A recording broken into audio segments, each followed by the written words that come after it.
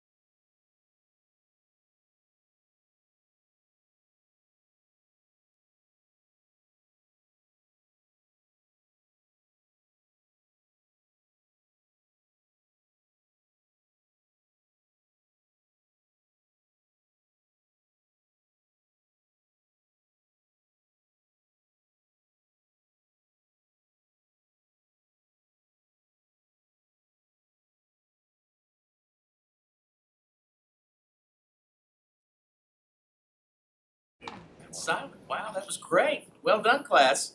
Good morning. Good morning. Thank you. Welcome to our Christmas edition, not Happy Holidays, Christmas edition of the December board meeting, my last board meeting as chair. Y'all can cry, I know. But, thank you all for coming today. This is the December State Board of Education meeting, and I'm gonna ask Miss Lisa Kennemore if she will introduce our speaker for the invocation and inspiration.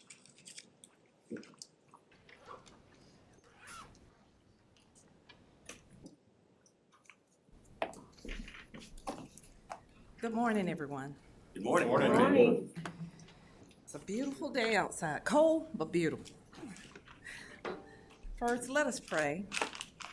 Lord God, we thank you for another beautiful day you've given us. We thank you, Lord, for your loving kindness, grace, and mercy. We thank you, Father, for safe travel to this location this morning.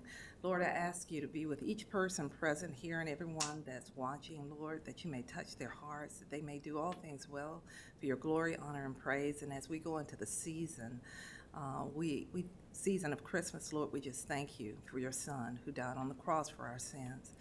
We ask you, Lord, to just bless each home represented here and help us, Lord, to do all things well for the children of the state of Georgia.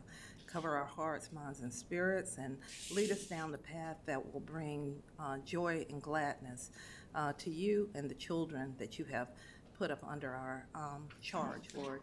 We thank you for loving us, blessing, and keeping us. In Christ's name I pray. Amen. Amen. I'd like to introduce our speaker this morning. Today, in case anyone has not realized, is Pearl Harbor Day. And it is a day as president that will live in infamy for all of us. And I look forward to this presentation.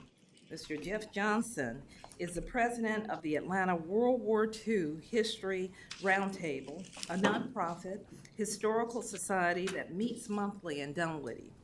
He is a veteran of the United States Navy, having served on U.S. military bases in Japan during the final years of the Cold War, and he subsequently lived and worked in Japan as a civilian. Jeff's interests apply to all theaters of World War II, and his over 30 years experience with the Japanese people and Japan's culture and history have provided him with a unique insight and expertise on root causes and historical events that led to the attack on Pearl Harbor and the Pacific War. Please welcome Mr. Jeff Johnson.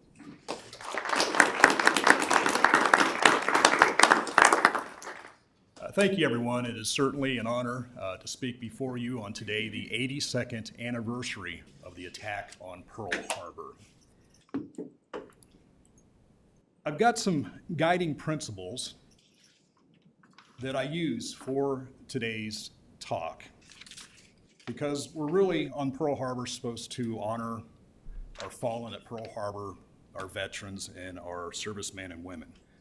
But to truly honor the 2,403 U.S. fallen at Pearl Harbor, including 68 civilians, I believe we must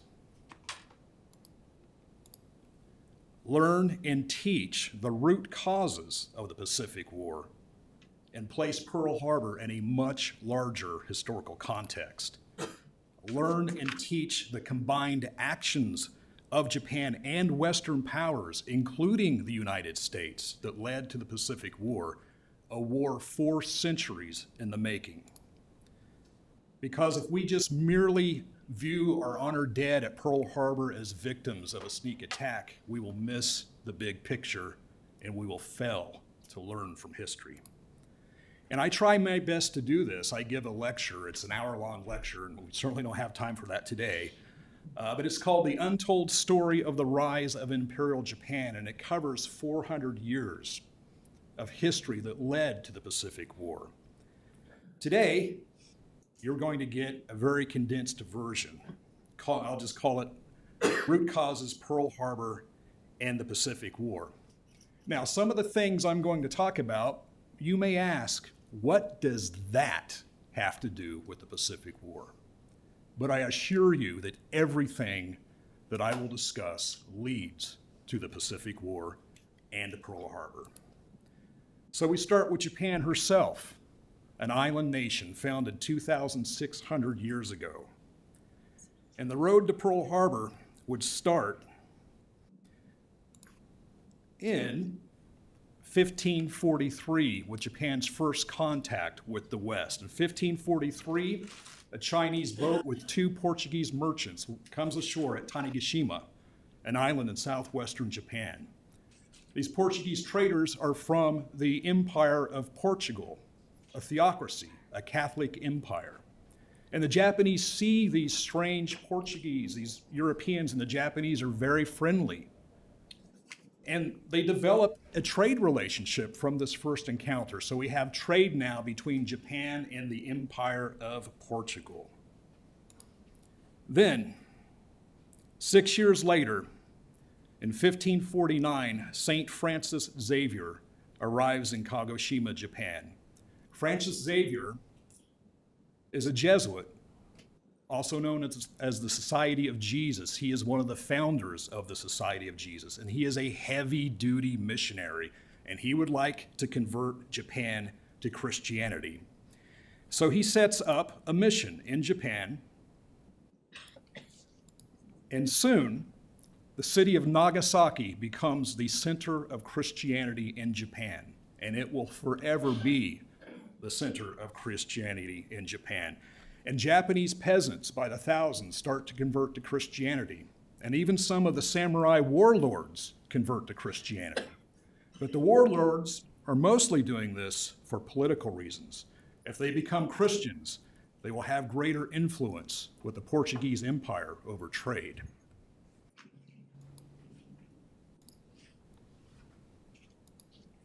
I went ahead too much? Oh, right on. There we go. All right, so you get to the early 1600s, and by this time you've got the Portuguese Empire, the Spanish Empire, England and Holland all doing trade with Japan. Portugal and Spain are two Catholic empires, and they are sending in missionary groups, Jesuits, Franciscans, Dominicans. The Protestant England and Holland, who are at war with Portugal and Spain, are not sending missionaries.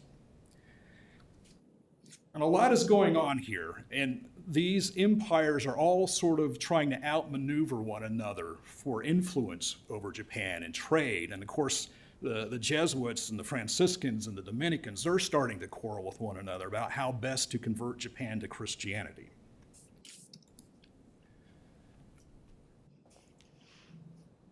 And in the year 1612, the samurai authorities have had enough. They believe that the Spanish and Portuguese empires are using Christianity as a tool to soften up Japan for conquest, to convert Japan to Christianity so that Japan can be colonized.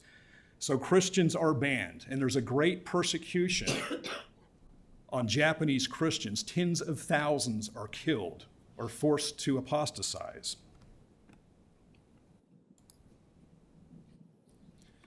And then by 1633, the Japanese have absolutely had enough of the West, totally. They're tired of what the Western empires are trying to do. Japan is afraid that the Western empires are trying to colonize Japan.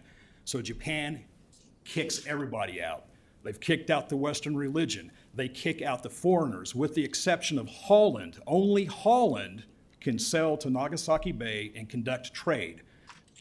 But Holland cannot step foot inside Japan. And through this limited trade with Holland, Japan, although isolated from the world, they have their ear against the wall. They can hear from the Dutch and learn what's going on outside Japan. So this is very smart of the Japanese. Now, during this closed country isolation policy, any Japanese person that leaves Japan and comes back, or any foreigner that comes to Japan, will be put to death.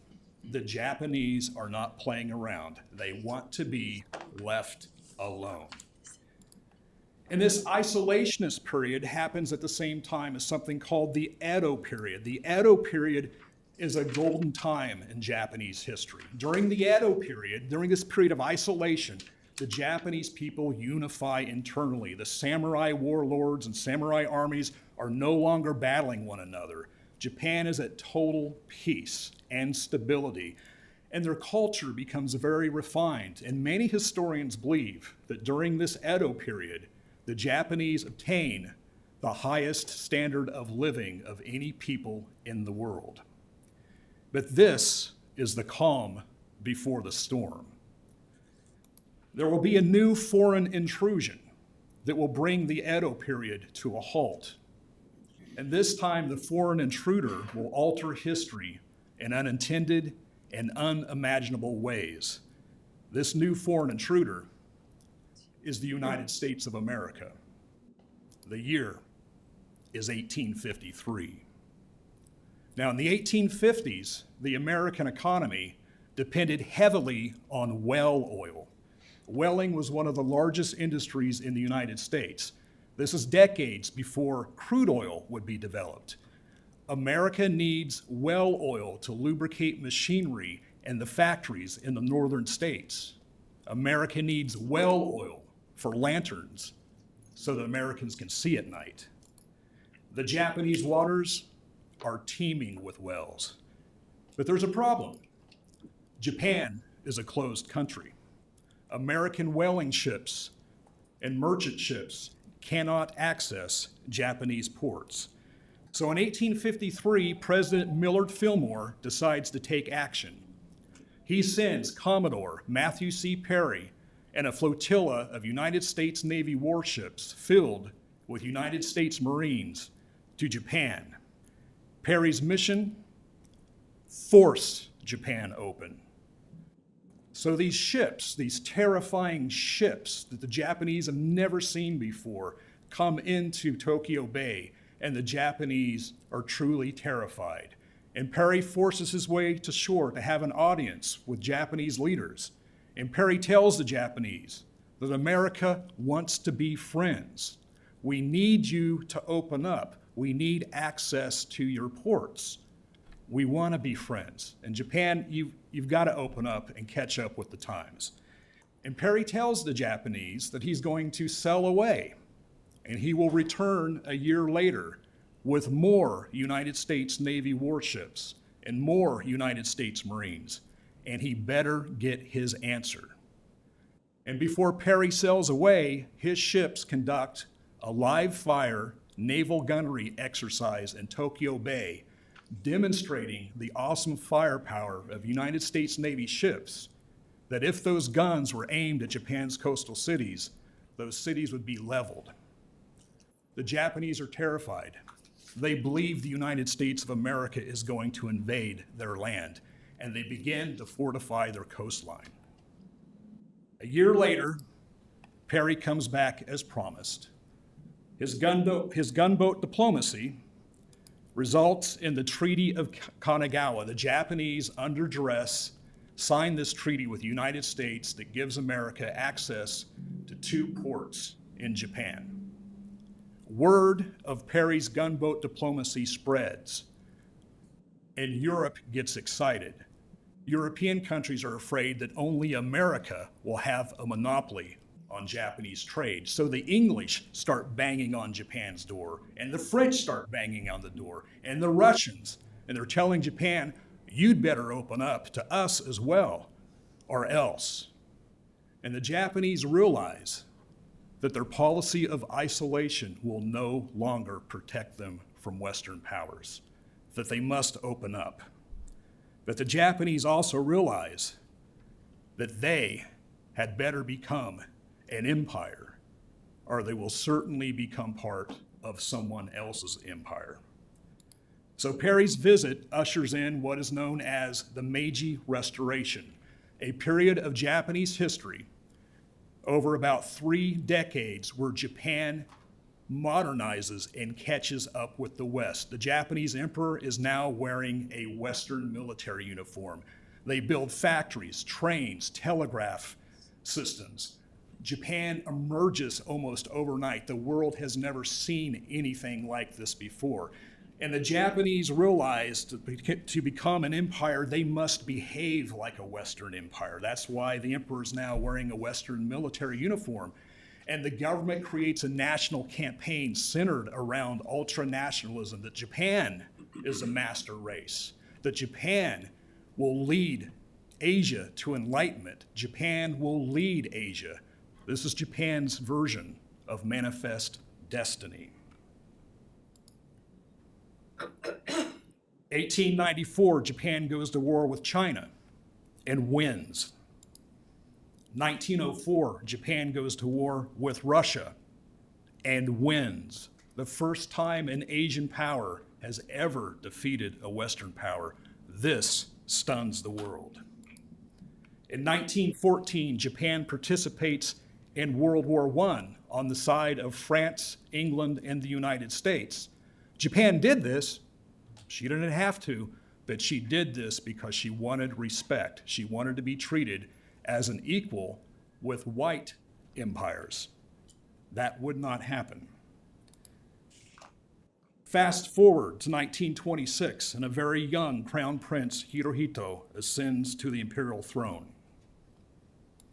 Militarists in control of the Japanese government, the Naikaku, see an opportunity to use Hirohito as a symbol, and they can take control and crush any opposition in Japan to the designs of the government to spread this empire in a very aggressive manner. Japanese industry and businesses, major corporations, the Zaibatsu, they see an opportunity to join powers with the government. There's money to be made. Slave labor in Asia, natural resources. This group constitutes Japan's military-industrial complex, and this military-industrial complex rules Japan with an iron fist. There is no opposition. The Japanese people have no human rights. They have no say in their government. 1931, Japan invades Manchuria. And if you truly look at World War II as a global war, this is where World War II begins. In 1937, Japan goes to war with China. This brings us to the forgotten Holocaust. The Nazis killed 6 million Jews, 20 million altogether in the Holocaust in Europe. The Japanese will outperform the Nazis in the Asian Holocaust without the aid of industrialized mass murder like concentration camps. In 1940, Japan joins the Axis powers. Hirohito did not want to do this. He did not see any benefit in joining an alliance with Hitler, but his militarists told Hirohito, if Japan joins an alliance with Hitler, then America is going to think twice before America starts a war with Japan. This is very foolish. And at the same time, Japan announces the formation of the Greater East Asia Co-Prosperity Sphere, Japan's Monroe Doctrine for Asia. In 1940, Japan invades French Indochina, and the Roosevelt administration becomes very concerned. FDR doesn't like Japan's aggression across Asia, and he begins to apply economic sanctions. In 1941, in the summer of 1941, Japanese financial assets in the United States are frozen, an oil embargo and an embargo on scrap metal and iron, all these exports to Japan are ceased. Roosevelt is trying to starve the Japanese war machine and also cripple the Japanese economy. Roosevelt and Secretary of State Cordell Hull believe that if America pressures Japan and tries to break their economy and starve their military, that Japan's leaders will change their behavior. But there's someone else in FDR's administration. His name is Joseph Grew. He is an unsung American hero. This man should be in our history books.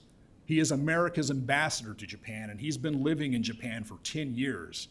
He understands the mindset of the Japanese leaders. And he tells FDR that your sanctions are having the intended effect on the economy. The Japanese people are suffering. And in 1941, November of 1941, Grew cables FDR and Secretary of State Cordell Hull and tells them these sanctions are not going to work, and the Japanese are prepared to launch a suicidal war with America rather than suffer the humiliation of caving in to American pressure. And that war will come with sudden and dramatic danger. November 1941. Andrew Grew is ignored by FDR.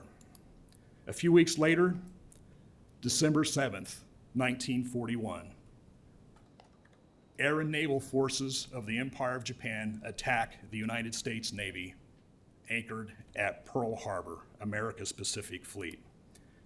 This brings us to the Pacific War. Japan's goal in attacking Pearl Harbor was very simple. They wanted to knock out America's Pacific naval power long enough so that Japan could advance into more areas of Asia, secure natural resources, and build a network of Pacific Island garrisons to create a buffer so that America would not be able to rebuild their navy and penetrate that buffer into Japan's Asian empire. Japan did not attack Pearl Harbor with any intention whatsoever to invade the United States or to take away our freedoms. They had no desire. They didn't have the manpower. They did not have the logistical capability to mount a trans-Pacific amphibious invasion of California. The Pacific War, the war that my grandfather and several of my friends fought in, was a war that was fought between two Pacific powers to determine which power will dominate the Pacific. It was a war that took the lives of 111,000 U.S. servicemen, wounded 250,000 more, and culminated in the dropping of 2 atomic bombs. It was a contest that the United States of America won. And when Japan was occupied by Douglas MacArthur at the end of World War II, he uprooted the ultranationalists and the militarists in Japan's government and gave Japan and its people something they never had in their 2,600-year history: human rights and freedom. It's often been said that when Japan attacked Pearl Harbor, she awoke a sleeping giant and filled that giant with a great and terrible resolve. But you can also say that in 1853, the United States of America awoke a sleeping Japanese giant, a giant that had been sleeping for 220 years, and filled that giant with a great and terrible resolve. And that giant rose and became the Empire of Japan, while the American giant slept, only to be awoken on December 7th, 1941. The men entombed in the USS Arizona, resting in those waters, my fellow U.S. Navy shipmates from a different generation, they are not just the victims of a sneak attack. They are the unfortunate recipients of 400 years of history, of the combined acts of Japan, Western powers, and indeed the United States that culminated in the Pacific War.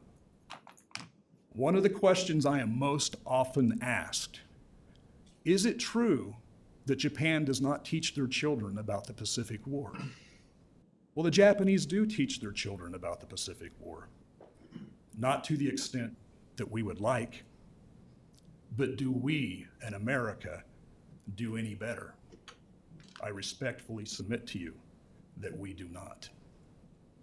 On Pearl Harbor, we are to remember our fallen and our veterans. And as a veteran, I think it's nice when people say thank you for your service, or go to a Veterans Day parade, or a military jet fly over at the Super Bowl with a giant flag on the field. Those things are nice, and there's probably other veterans here too. We appreciate that. But those things are easy to do. The harder thing to do is learn this history and teach this history to our children, not to assign blame, not to share blame, but so that we can learn from war. That is how you honor America's veterans. And I hope that what I shared with you this morning will inspire you to do just that. Thank you.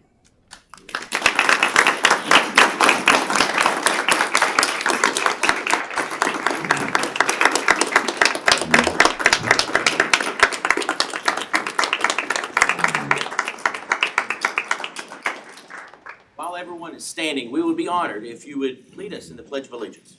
Absolutely, and being a veteran, I get to salute.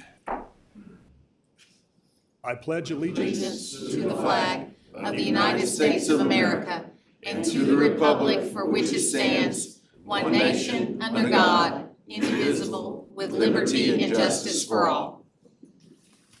Thank you so much again. Does anyone have any questions? This is fascinating. And growing up, I heard stories about the European theater. I had a grandfather that fought and came over it was shortly after D-Day. And so I learned about the Battle of the Bulge and knew everything about the European theater, but didn't know as much about the Pacific theater. You always heard, oh, well, I mean, Japan it was a surprise attack, and they wanted to invade the mainland, and we did some pretty despicable things as a country in retaliation for that, which I'm sure you get into in the big presentation. But when I started looking into what, the history, like what you talked about, it wasn't just a split second thing that they did. I mean, it was a build-up for years, and we're so quick to point the finger. And you're right, part of history is learning from our mistakes, learning from this, and getting to the root cause of a war. And why did they do this? They weren't just greedy, they weren't trying to take over, they had their reasons. Yeah, Japan definitely had justification to become an empire for self-preservation. They just went a little nuts. That was the problem. But you bring up a good point. About 4 years ago, I was helping the National Geographic TV channel on a project interviewing World War II vets for a program about Europe, the European War. And I asked them, I said, are you going to make a program about the Pacific War? And they go, oh, no, our ratings data indicates that people won't watch a television show about World War II unless the word Hitler or Nazi is in it. And I realized that America has a morbid fascination with Hitler, and they sort of understand the reasons for the European War, but we don't understand our Pacific War enemy. We just think, oh, one day they attacked us. But when you look into it, I think there's a pretty incredible story there. It just takes 400 years. So, and I think also it's so spread out that it's harder to follow because of the history. But my dad was a POW in World War II in Europe, but he was scheduled to get out of the Army in December 1941. He had joined up, his time was done, and of course December 7th happened, and then they got the cable saying everybody is in until the war is over. And so it's important to teach this history, and I thank you so much for that, because I do think we focus on the European history more than the Pacific history for a lot of reasons. I think it's harder to understand. There's so much more to it. It's also it seems far away. You know what I mean? Yes, compared it does, to yeah. what we do here. So Absolutely. I so appreciate this presentation, and I'm going to call you and have you on my radio show. So it'll be good. Okay. So we'll do that. All right. So my grandfather served in the Pacific Theater, so thank you for this. He was a CB in the Navy. All right. So let's say we didn't have the sanctions. You basically say the sanctions pretty much caused the war. Mhm. Would war have happened anyway? Well, Just your opinion. yeah, so I read a great book on Andrew Grew, the ambassador. It's called In the Cauldron, Terror, Tension, and the American ambassadors struggle to avoid Pearl Harbor.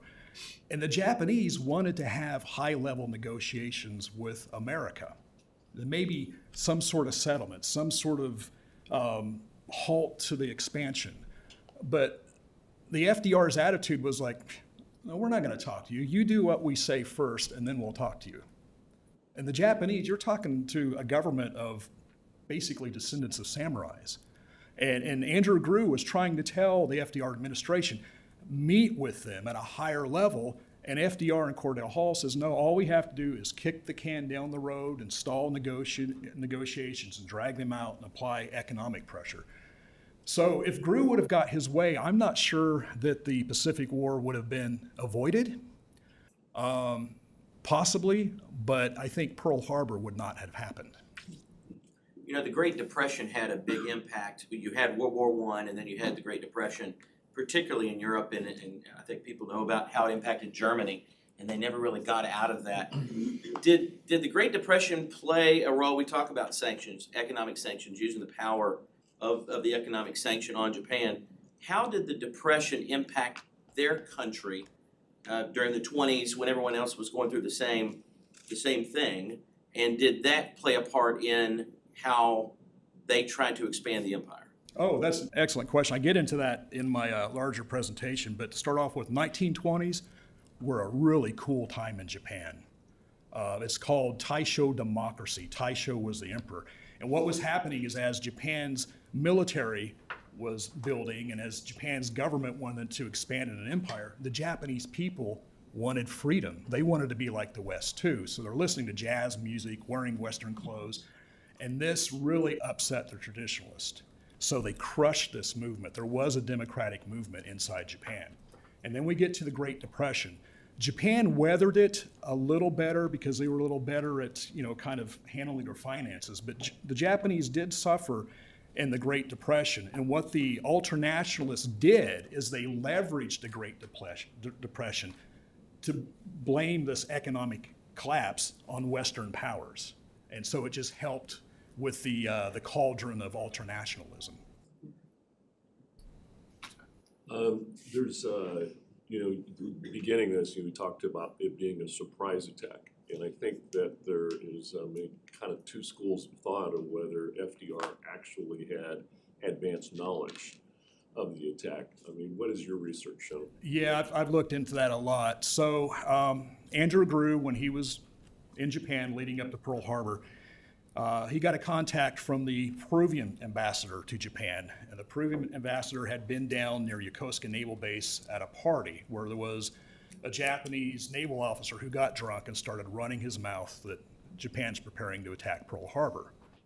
So the Peruvian ambassador tells our ambassador, Andrew Grew, and he wires this to the State Department. And the State Department in Washington, D.C. says, this is just another rumor. We don't know what to believe. That never reached FDR's desk.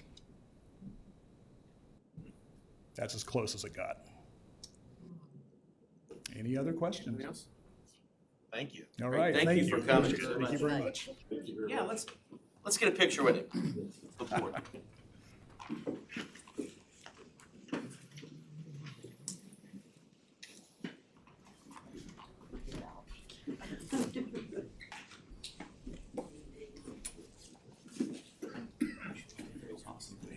Listen to you all day. Be in every school Yeah. presenting that. All right. Last time. We may have to, to get in front of the podium? Get in front of the Okay, podium. let's get in front, everybody. Okay, My let's get in grandfather front. was in the Pacific Fleet and the Navy as well. I learned a lot about this. You can line up right about here. Right, up here.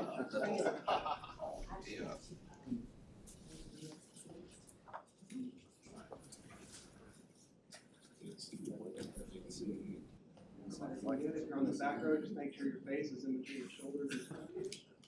Come out, or if you can, you move just a little bit. Oh, Can't see. Here, come in.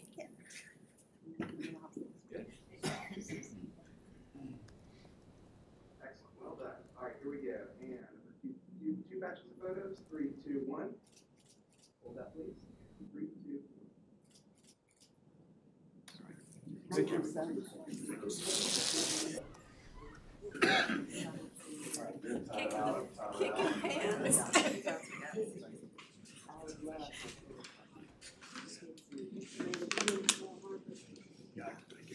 Come for a board meeting, get a history lesson. Pretty good thing. We're doing things a little differently today. We have another bit of inspiration. We have a special guest that's here that's going to give us some really good news, some exciting news. I want to turn it over to Mike Royal. I ask if you'll introduce our next inspiration. No, exactly. Thank you, Chairman Downing, for being flexible with us. I mean, we got started a little bit late. It was going to be during the chair's report, but then I thought, what a good time to follow up that inspiration, and that was, I learned a lot. My grandfather was a naval officer in the Pacific Fleet during World War II, and I was just recently going through some of his medals and accommodations he's got. Those are things I'll forever cherish and pass along as well. But right now, many of you know, our board members know that we have been working, our department's been working very hard to try to deliver healthcare services to kids in need. And we know that's a big issue, and we know that mental health is a huge issue among our children. And today we have with us the Commissioner of the Department of Behavioral Health. And I just want to do a quick introduction. He'll share with it, but I just want to share some good news with you, because we know it's been a challenge to implement the funds that Governor Kemp's office so graciously set aside for school-based health care centers. And when we were looking at this, and I was talking with Commissioner Tanner, and we've been talking about telehealth, telemedicine, and telehealth resources being part of that school-based health care center dollars and be able to implement that. I don't know why we didn't really think about this first, because one of the core focuses of the Department of Community Health, Behavioral Health, is to provide greater access to mental health services for students, to provide for early detection of mental health needs in students, and create and sustain coordination for those services. So we've started talking, and Superintendent Woods has been very involved in this. I'll let Commissioner Tanner talk more about that, but creating a partnership and an MOU between the two offices to use some of those dollars to help desperately those kids that are in desperate need of this, to help reach this. And it's just almost, for bureaucracy, it's almost too good to be true. Take a state agency whose core job is to help deliver those resources, and our state school board and our state Department of Education to help do this. Because I came up with the analogy. It's like we've talked about Food Finder, and Food Finder's mission is there's plenty of food and there's plenty of kids that need it. The problem is getting those two together. Department of Behavioral Health has resources and therapists, and we have kids that need it. And telehealth can be that bridge to get those resources to those kids with some boundaries. I'll let them talk about that, but there needs to be some guardrails on how that's done, and will help me in welcoming Commissioner Tanner.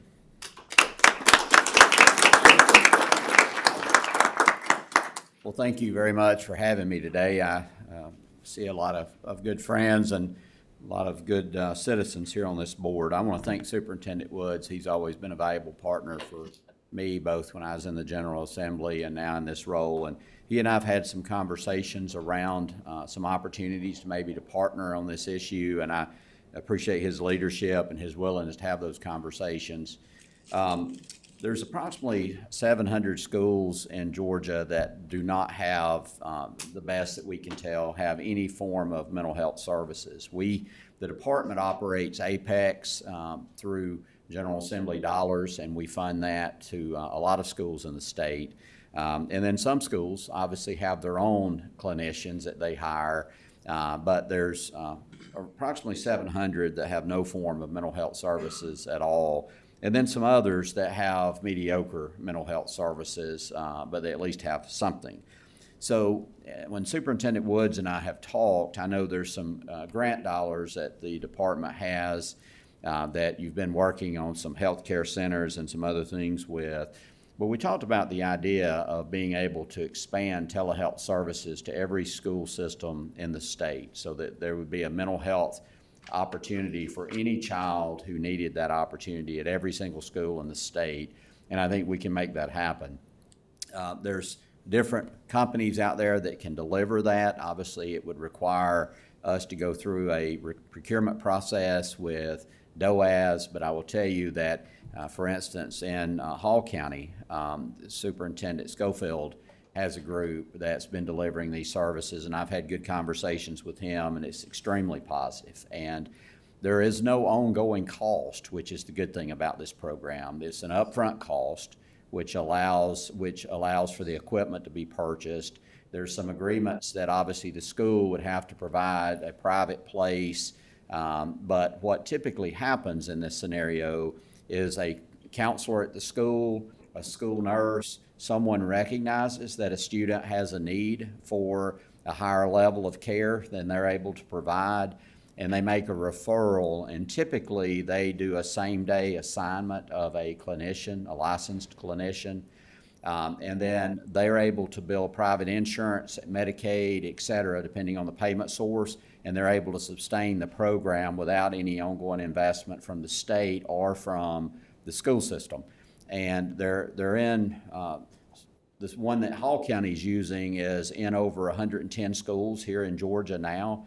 And I've talked to several other superintendents, and they have nothing but high praise, and they have indicated that yes, that's what they say that they can deliver, they deliver, and the fact that it is sustaining itself is factually correct. So I would like just to bring to you today the idea that this board and the superintendent partner with us, and that we create an opportunity to provide mental health services to every single child in the state of Georgia through telehealth. We like to say at the department, we meet people where they are. We know that oftentimes many of our children, especially in rural parts of our state, the only services they're going to be able to get is in the school system. And we're not able to provide a clinician in every county, in every state, in every school system in the state, but we can do it through telehealth. The other thing I would just say that this requires, obviously, parental consent. So this is not a mental health counselor being able to provide these services without talking to the guardian or the parent and getting that consent before these services could be provided. So there would be clear guardrails from that perspective in place. But I think it's a good opportunity for a partnership. I think it's an opportunity for Georgia to become one of the first states in the nation to be able to say that we provide this service to every child in the state. And I think we can do it for a small amount of your grant dollars you have available, and it can be sustained into the future. So, Mr. Chairman, Superintendent Woods, I'll be glad to answer any questions that anyone has. Obviously, there's details that would have to be fleshed out between the superintendent's office and us and the state, OPB, and others. But if this is something you all are interested in, the department's very interested. Department of DBHDD is very interested in being your partner. Thank you. Does anyone have any questions? No, go ahead. No. So I say, because I think it's very important in talking to Superintendent Wood, he's 100% accurate. There's got to be some guardrails on the parental and guardian's interaction and involvement on this. The systems that I'm aware of out there, and you mentioned Hall County and those, they even even encourage the parent or guardian to participate. They can be in a drive-through line on their phone. They can be at work. They can do, and that's one of the things I think this makes this even better. And we have to have guardrails around that, and with the parents being involved to make sure it doesn't go in directions as much as we can to make sure it doesn't go in directions it really shouldn't be going to in the school setting, and doing that. But this is an incredible opportunity here to do that. So. Yeah, I'll second that motion. Look forward to this, continuing this. Jason and I were laughing. I had a missed call from Superintendent Schofield from Hall County this morning. Now I know why he's calling. But I look forward to, and as a former practitioner on the district side, there are some HIPAA and other privacy things that we're going to have to work through on this. But we won't let this stand in the way of getting service to the kids that need it. And I would add to their families, and I would even add to the staff of our school districts. If there's a way that we can, provide mental health counseling and mental health services, not just to our students, but to families and also our educational staff, I think that there's an opportunity here. And so I look forward to this conversation. Thank you. I'm excited about this because I think it's necessary, and it seems cost effective, so to speak. And this is a system where the school, the child and the parents allow the school to have the opportunity to call in necessary physicians or care that it needs, and it's everything from mental health on up, right? And that's right. Emergency, whatever. So I'm excited about it. How many of the systems do we already have out in our schools that are? Well, I cannot speak across the entire spectrum. I know that the group that Hall County, Habersham, and some other counties, there's 110 different schools using that particular platform. So it is, I like to say proof of concept, because you don't want to just jump into something without making sure it's been proven. So I think it's in enough schools that we can, obviously going through a procurement process, make sure that whoever selected is able to actually deliver on what's promised. The other thing I'll just add to your point is I spoke to the School Nurse Association conference this year down on the coast, and I was just bombarded with school nurses coming up to me saying our biggest challenge is mental health. Our biggest challenge is mental health. We need help and we need resources. So I think this is we obviously cannot afford to provide a license, and we don't have the workforce to provide a licensed clinician in every school. But I think this is an opportunity to give a relief valve to those school nurses and school counselors and teachers and principals who know I have a child who needs a higher level of care than we can provide at the school. So I think it would be a plus and well received, hopefully, by the schools. It feels sustainable. Yeah. You know, it feels like very sustainable, so. That's right. It sounds like you've already had some discussions with Superintendent Woods and so forth. And because you've got this implemented elsewhere, are there some, like, the guardrails that you already have in place that might be applicable more to a system-wide application? Well, under clinicians not able to treat a student without getting pre-authorization from a parent now or a guardian now. So those guardrails are in place. We obviously could put some additional clear restrictions in place in any type of MOU or any type of procurement to make it clear that that's has to be enforced. But yes, under the law, that they're not able to treat a child without getting that parental consent. And so, and I think like Mr. Royal said, the other thing that's good about some of these programs is that a parent can actually participate in the counseling session even though they're not at school. If they're sitting at their desk at work, if they're in the car, they're actually able to link in to the video so that they can participate in the counseling session also. On behalf of teachers, I just want to say how important this work is. I think this is one of the huge stressors that our education workforce has, is that students come to us and they need help, and our teachers aren't necessarily equipped to handle that, and also our counseling departments are overwhelmed. And for a teacher to be able to have peace of mind, to know that they can talk to someone, get a referral for our students to get help, I think that's going to help our own staff's mental health as well. This is an important work. And I'm a spouse of an educator who teaches kindergarten, and so I hear this firsthand too from my wife and from other educators, so I appreciate you saying that. Anything else? Commissioner, thank you for coming today. Thank you for the work you're doing. Thank you. We appreciate it, and if anything that we can do to help as a board, let us know. Look forward to continuing to work with Superintendent Woods and appreciate his cooperation, and thank you all. Have a good day. Thank you.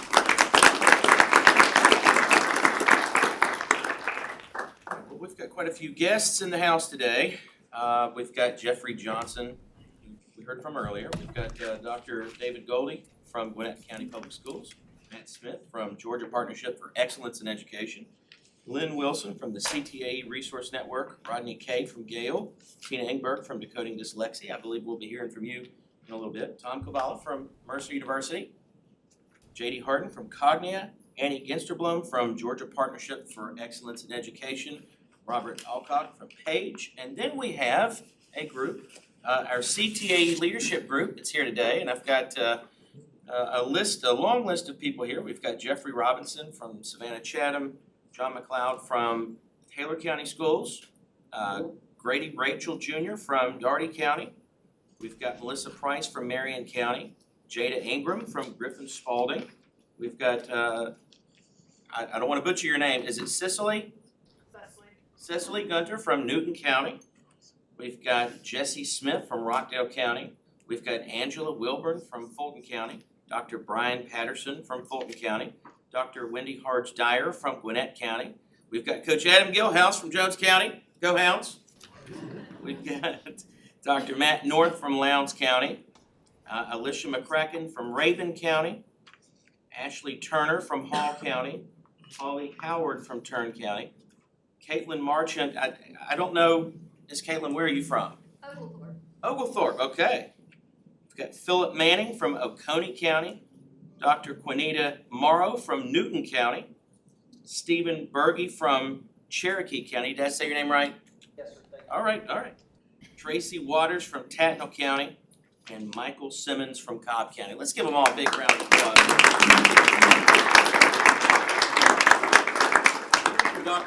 Dr. Wall, can you tell us a little bit about this class and what you're doing with them and what their goals are? Yes, we started this leadership program with our Career Tech teachers just a few years ago. What was it, 7 years ago, Lynn? I think it was through the second year that I was here. We know that we have many teachers that want to become leaders in a variety of ways. They may remain in the classroom and be a leader among teachers, or they may become the next principals at their schools, or the career tech directors, or superintendents, or maybe even the state school superintendent. But whatever leadership capacity they are going to work in, we want to help provide them some skills in that area. One thing that we try to do with this group is to help them understand that the work they do as a career tech teacher is tremendous work. It's great work, but it's only part of a much bigger picture. We want them to see, how the work that they do in their classroom fits into what we do school-wide in other areas, and then what their school does and how they fit in with the statewide efforts that go on across Georgia. So we do a lot of different things with this group. We will go over to the Capitol during legislative sessions so they can experience the Capitol and all the great things over there.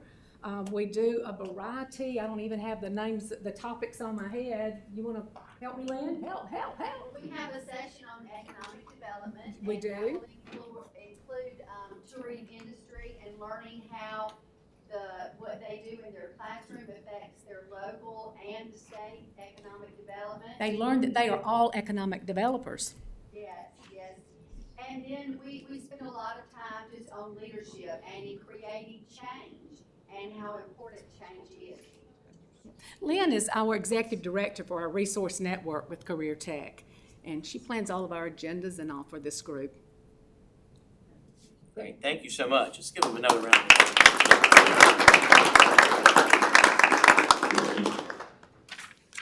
All right. It appears that we have a public hearing for State Board Rule 160-3-1-.07.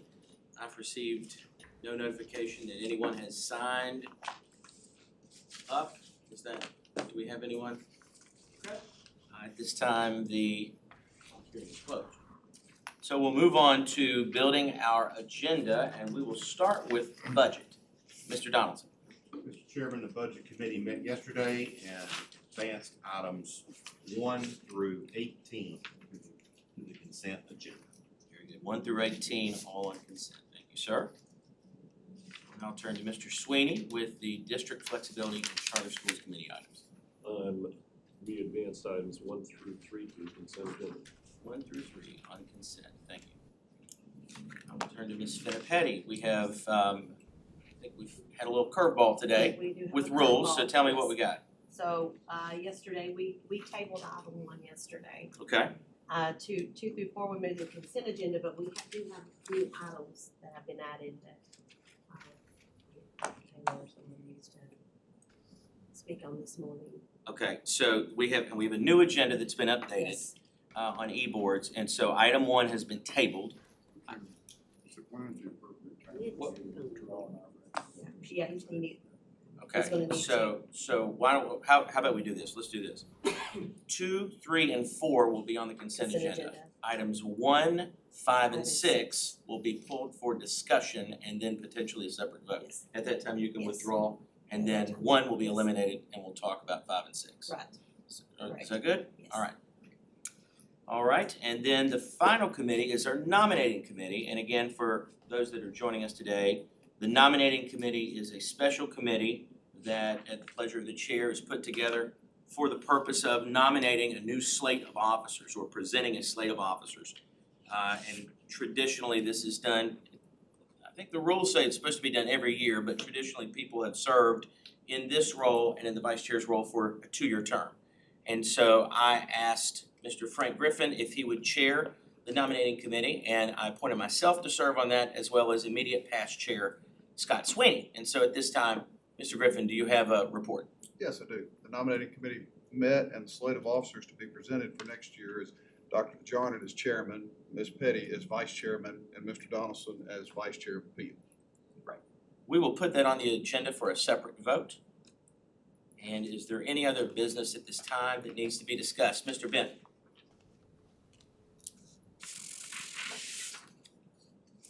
Good morning, everyone. I would like to make a recommendation to move the following to the consent agenda.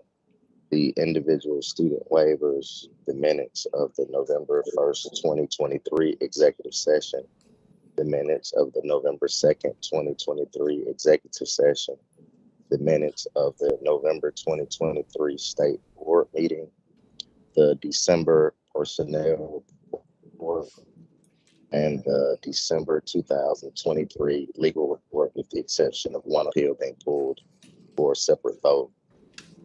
SBOE Appeal 2024-11 is how it's identified. Thank you. Thank you. So we have those items that will be placed on the consent agenda, and we have one item that is pulled for a separate vote. All right. Anything further? All right, we are going to build our agenda. We will take a brief 10-minute break. We'll be back at 10:17.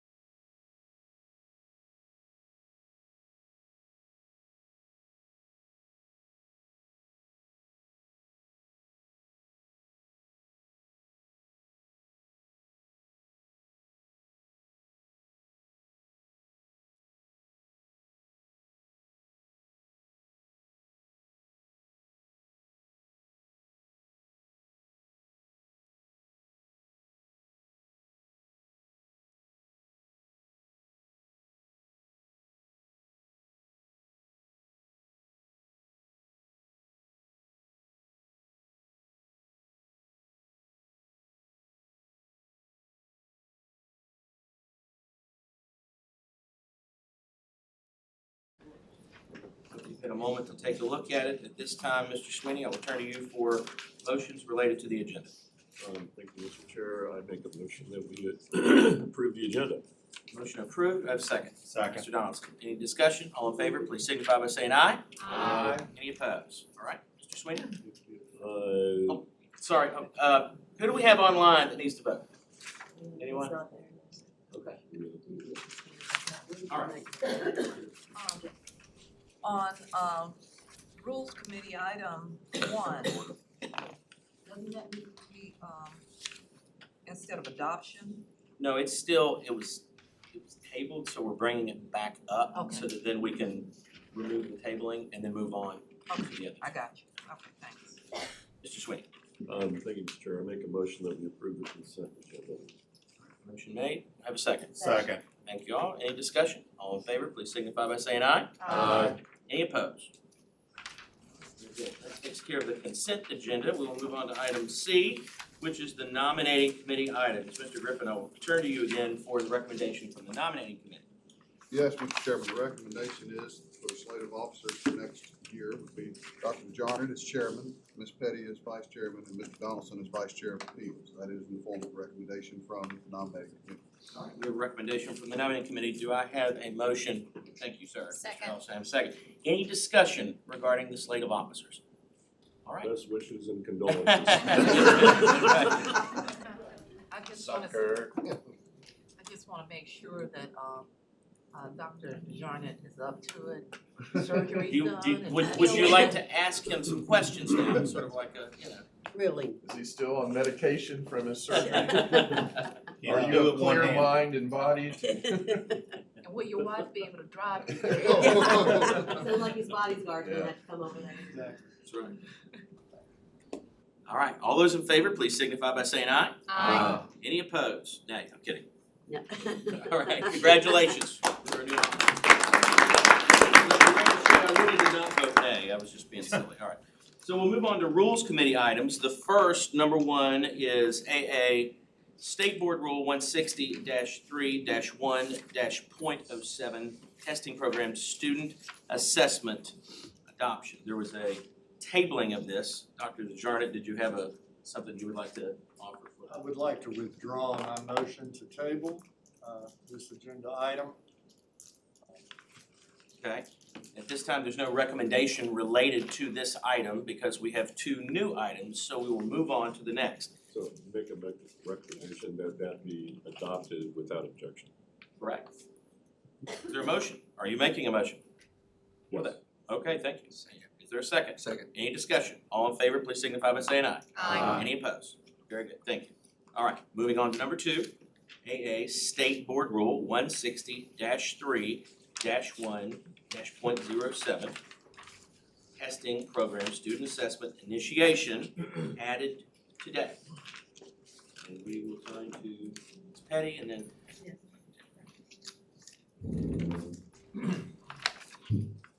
While she's coming up for this, I just want to say thank you to the staff that worked on this last night. Appreciate it. Thank you very much. Well, I certainly think I would say Late or up early, Yeah. or both. worked late last night or early this morning, but, from yesterday's comments, and I'll appreciate the time and the consideration. go ahead, Dr. Presentation. I guess we have State Board Rule 160-3-1-.07, testing programs that we're bringing for initiation, which means that if approved, that it will be posted for at least 30 days for public review and comment.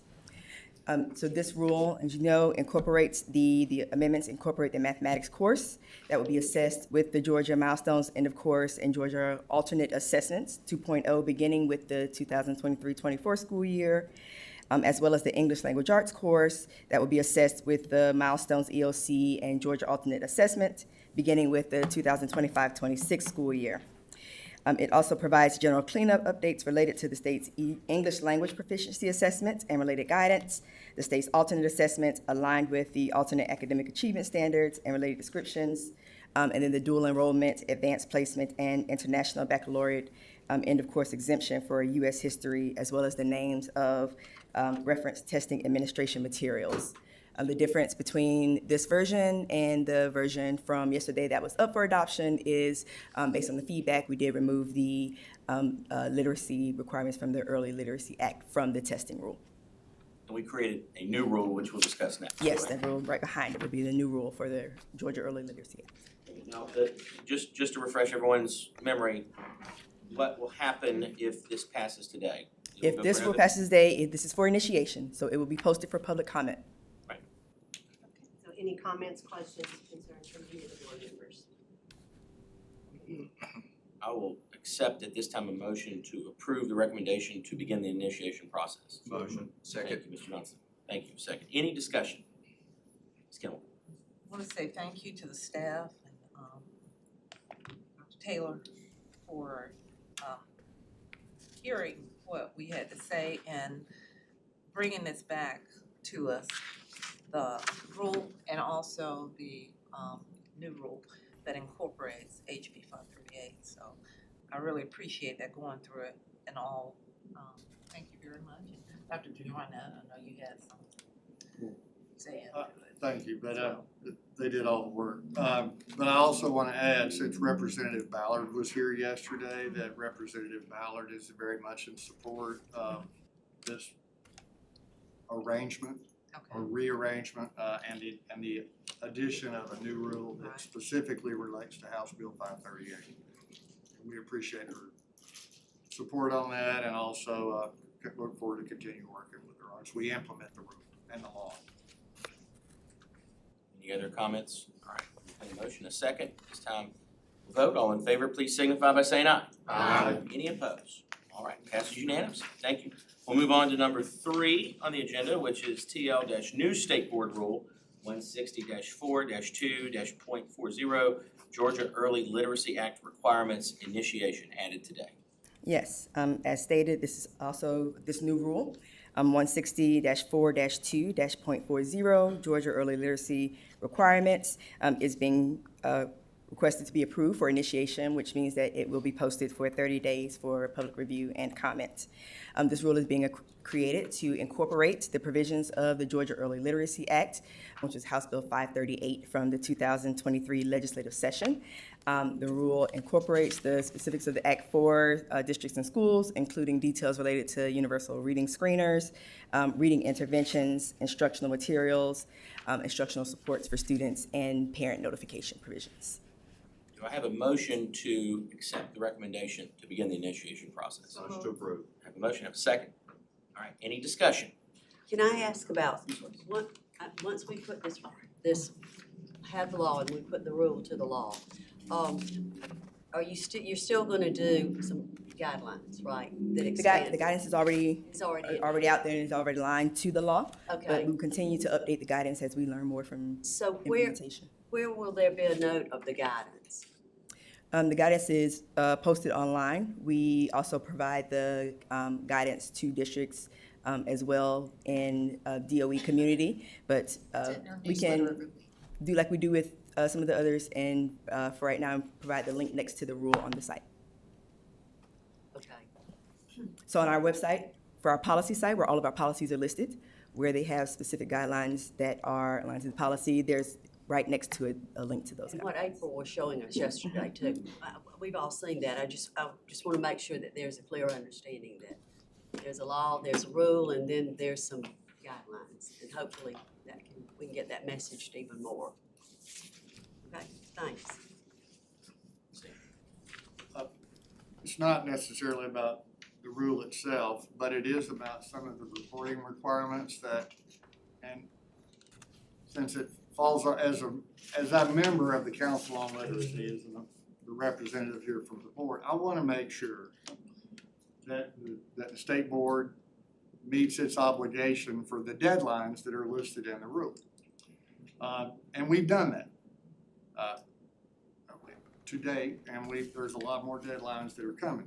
There's one that is about data reporting, and I wanted to ask the superintendent, there are some data reporting requirements that are looming, and we need to make sure that a process for that is in place. And since we're here in December and we won't meet again until January. I just wanted to ask the superintendent about the process for data reporting, and could you comment on that? Well, one of the, I guess the upcoming, reporting instances we have will take place January 2024. This is where each public school and local school system will annually certify to the department locally approved high-quality instructional materials, again, which was adopted, by the board for K-3 literacy.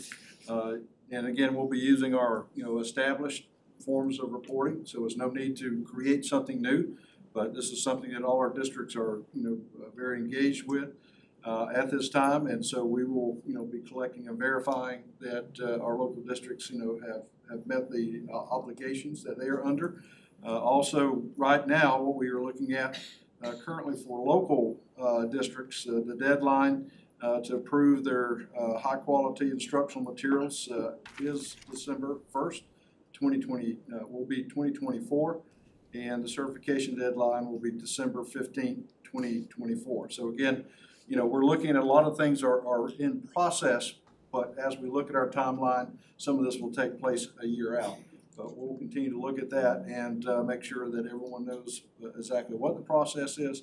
And again, our reporting so that we can, keep you up to date, keep the general members of the General Assembly and the council up to date.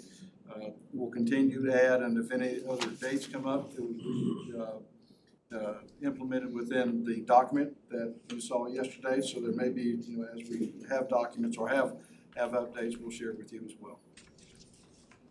So there's no board action that's required for that because the process is in place, but we can have the assurance of the department that that process is in place and it will continue in a timely manner. Yes, sir. Well, again, it is within law. So as I shared yesterday, we will follow law in the Department of Education.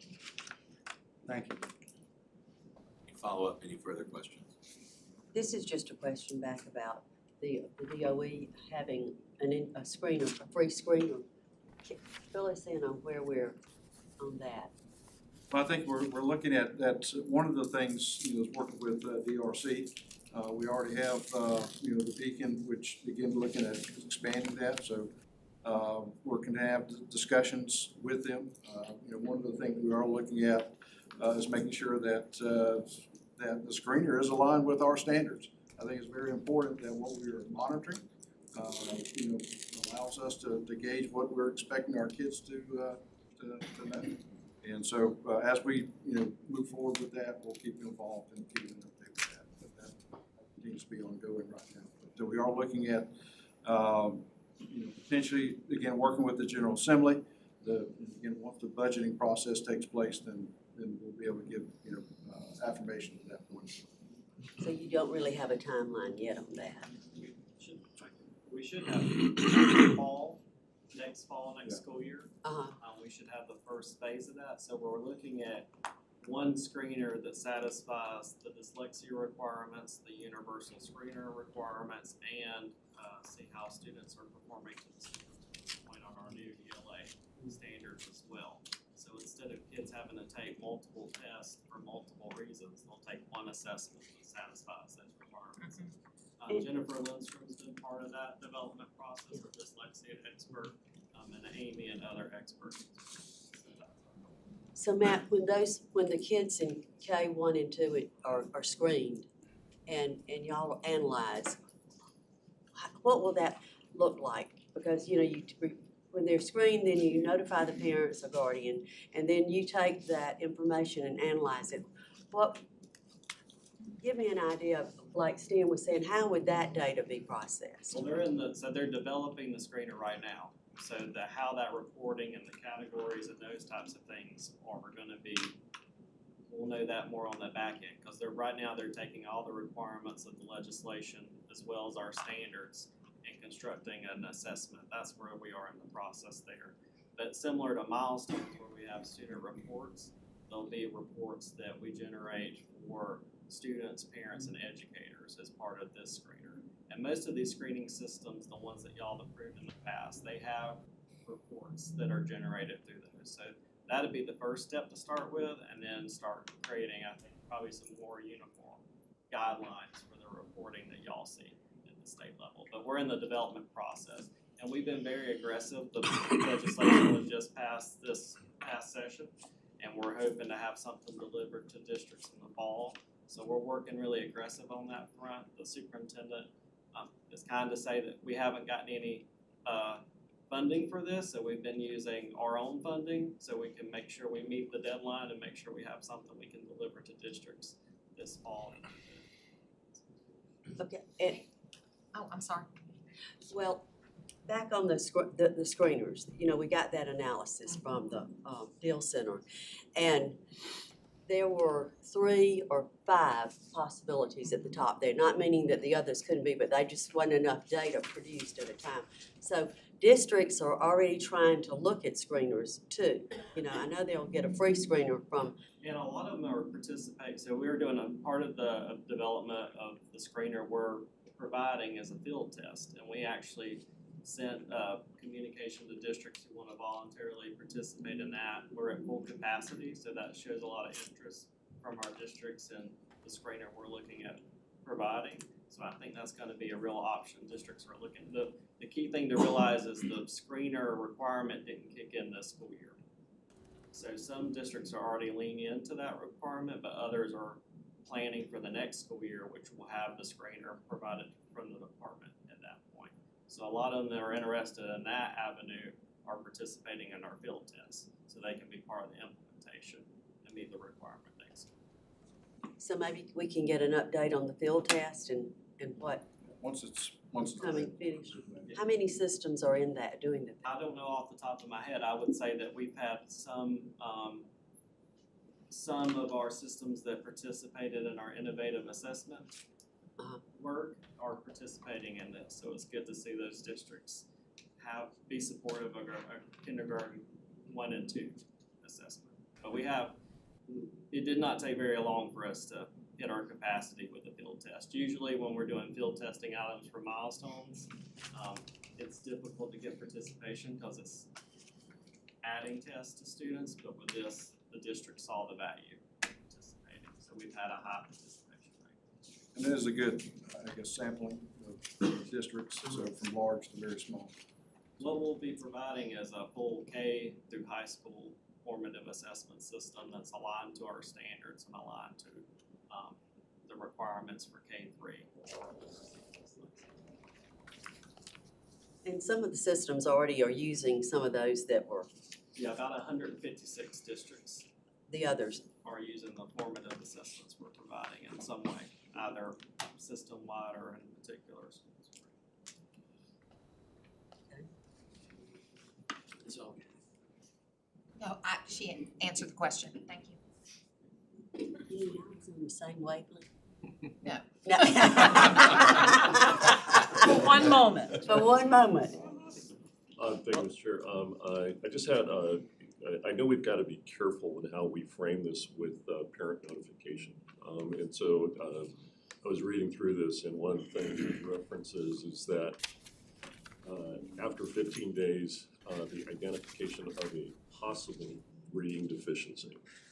And I know we can't diagnose, so we're in the process of informing, but then the notification actually goes further. It says the student has been identified as exhibiting significant reading deficiencies. So we're kind of threading the needle here a little bit with regard to notification and diagnosing. At the end of the day, we're providing parents with the information that they need to take some corrective actions and so forth, as well as the support that the students are going to receive. And Scott, remember with those screeners for K1 and 2, and it deals with phonemic awareness, phonics. There are 6 or 8 different strands in there that's what we're testing for. Some of them show characteristics of reading or dyslexia or have a reading. That's how we're going to scale it from that. Then I'm assuming what Matt is saying, there's Beacon that's now going to be K through 12.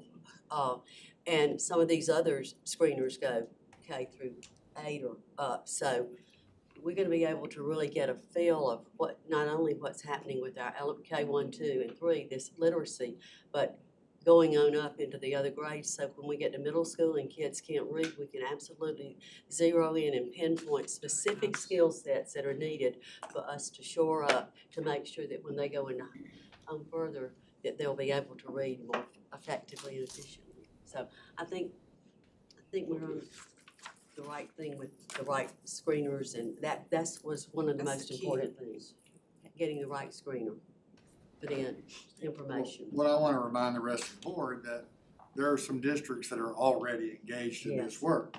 And we have their experiences that we can draw on for not just the formative assessment part of it, the data analysis and reporting and the intervention. So, you know, there's some, right, I mean, we've heard from some, if you were at the GSBA conference last week, there was a whole literacy workshop. Yeah. Fulton and Marietta City both presented at that workshop, told about what they've been doing. And there are other districts that are engaged in this work. So we're not having to craft this from scratch. There are some good promising practices that we can all follow to get this done. Exactly. And one of these days, Helen, I'm gonna get the last word in. No. One of these days, but it probably won't be today. Dan, I won't compete with you with that. I think it's important that we share the information and everybody has a conversation. Mhm. Thank you for allowing that. You still didn't get it. No. It's like mom and dad, you know. You have to get the last word. No, I don't. Well, I don't mean to, I'm not meaning to. But you know I'm gonna ask a question. Let him have it. So you can have the last word. Thank you. Say thank you. And she'll say, you're welcome. All right, any further discussion? There's been a motion and a second. All right, all in favor, please signify by saying aye. Aye. Any opposed? All right, passes unanimously. Thank you. We'll move on to executive committee items. I believe we have one legal appeal, case number 2024-11. Ms. Kenmore, do you have a motion you'd like to offer? Yes, I'd like to move that the State Board of Education reverse and remand State Board of Education case number 2024-11. Thank you for the motion. Is there a second? Second. Thank you, sir. Any discussion? All in favor, please signify by saying aye. Aye. Any opposed? All right, that passes unanimously. That concludes the business on the agenda, so we do not have a need for executive session. I will turn to our superintendent for a superintendent's report. Merry Christmas. Okay. All right. Well, with the chair's report, yes. Oh, you have chair. I don't really, I think Helen had something. Oh, well, I think from all of us here, and we've said it, Jason, thank you for your leadership of the last 2 years. Thank you for answering the calls that a few of us made and looking at specific details to support the group.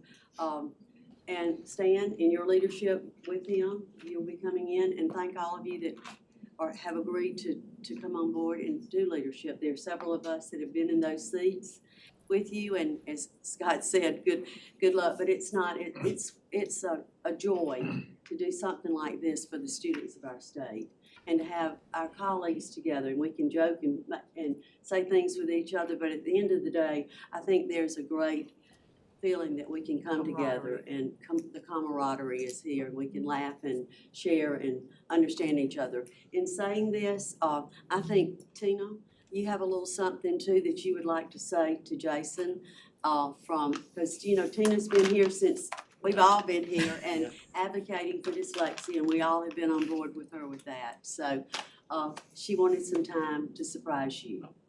Yeah, I just wanted to say a second to say thank you so much on behalf of all the families, parents and students with dyslexia who are across the state who have really benefited from your leadership this year and really deeply appreciate all the work that you've done kind of behind the scenes.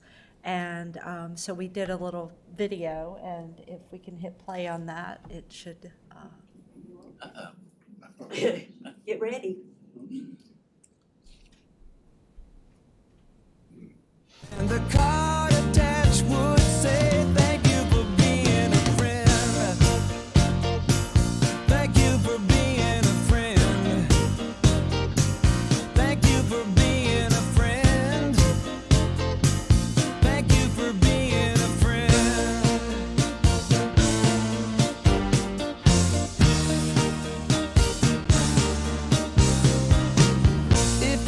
car you lack. I'd surely buy you a Cadillac. Whatever you need, any time of the day or night. I'm not ashamed to say, I hope you always will stay this way.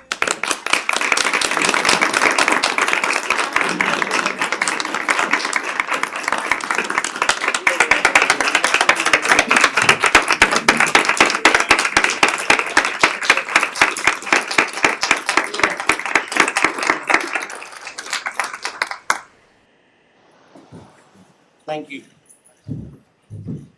Oh, goodness. Well, here we are. One last time, I will entertain a motion. So moved. Oh, okay. Oh, that's right, we have one more video. Yeah. Okay. All right. What is the video? I mean, I hate to follow that. Well, but- that's okay. We gotta watch it. Never hate, never hate. How do you follow up that? To ask for money, that's what I'm doing. Thanks a lot. Yeah. But it's tax dollars. It's tax That's dollars, right. so it's good. Tax credit. Pre-tax dollars. So as I said, full disclosure, I'm here to ask for money. Yeah. Everybody pull out your wallets and your checkbooks and your piggy banks and whatever else where you keep your money. I'm glad to serve on the Georgia Foundation for Public Education to represent the state board. And it's been the service has been very fulfilling to me, you know, an organization that helps support what we do. And they're primarily funded through the Peach Education Tax Credit. So it's a dollar for dollar tax credit. So if you donate up to the $1,000 limit, you get a $1,000 donation. How often can we choose how our tax dollars are spent? Me personally, through Peach Tax Credit and through the Rural Hospital Tax Credit, I divert all of my state tax obligation to organizations that I care about. So if you don't know how to do it, you're going to learn today. There's a video.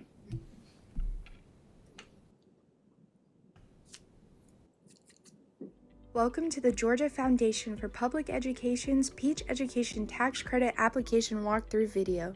In just 3 minutes, you'll be able to see how easy it is to apply for the Peach Education Tax Credit. First, go to gfpe.org and click on Tax Credit in the navigation menu. Or you can click on the navy blue box on the homepage. Next, click on Apply Today. You will be asked if you're a returning donor or first-time donor. We're going to click on First-Time Donor for this video. Next, select your taxpayer filing status in the drop-down. Some of the options include individual, married, and corporation. Choose the best option based on your status. If you're not sure which filing status to choose, make sure to ask your CPA. Let's continue with the individual filer option. Fill in the form fields with your information, making sure it's the same information that appears in your tax forms. The amount requested section is where the Peach Education Tax Credit comes in. Enter the amount you would like to request for the credit. For an individual filer, the limit is $1,000. The limit varies depending on your filing status. Remember that you must purchase the credit before the end of the calendar year to be able to claim it when filing your taxes. Next, indicate how you heard about this credit. Select whichever option best applies to you. If none of them apply, choose Other and type your response in the new field that appears. The last dropdown asks for school, fundraiser, or specific fund, please designate.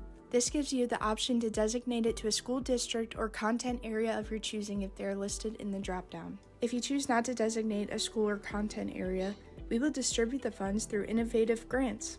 There are 2 quick checkbox questions remaining. The last checkbox is a required authorization, so make sure you fully read it before proceeding.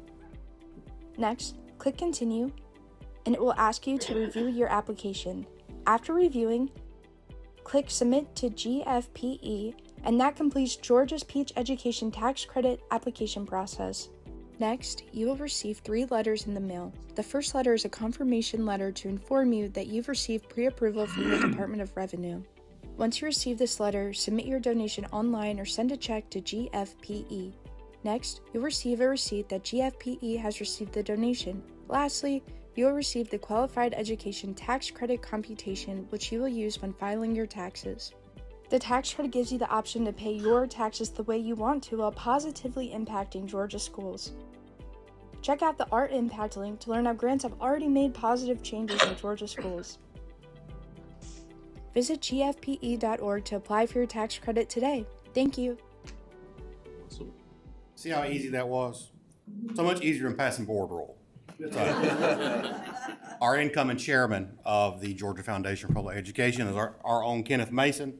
So I'm gonna let him say a few words if you want to. Anything you want to add? No, And- I'm excited about this opportunity moving forward. Thanks. Yeah, and like any decent fundraiser, I've got my check today. There you go. Miss Petty and I are going after our board meeting to turn our checks in. So I hope everyone will participate. Again, you donate $1,000, you get a $1,000 tax credit. So it benefits an organization that helps what we do. So, thank y'all. Mr. Sweeney. Can we get a copy or a link to that video? Sure. Can be sent to all board members? Sure can. And they need to make an update there. It said on the referral thing, it said word of mouth. They need to put Matt Donaldson up. Okay. We can make that, right, Ken? We can make that happen. Thank y'all. Merry Christmas.